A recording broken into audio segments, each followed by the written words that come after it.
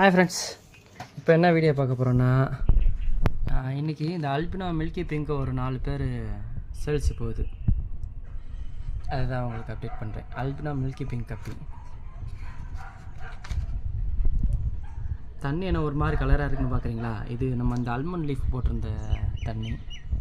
பெரும்பாலும் நான் அந்த கப்பி பேக் பண்ணுறதுலாம் அந்த கப்பி இதில் இருக்கிற தண்ணியை மட்டும் தான் பேக் பண்ணுவேன்.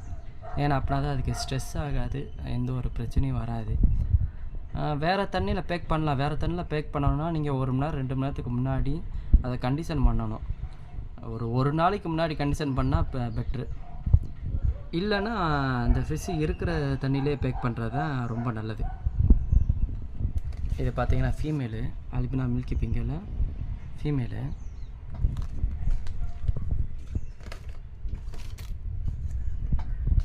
பாருங்கள், இது மேலு.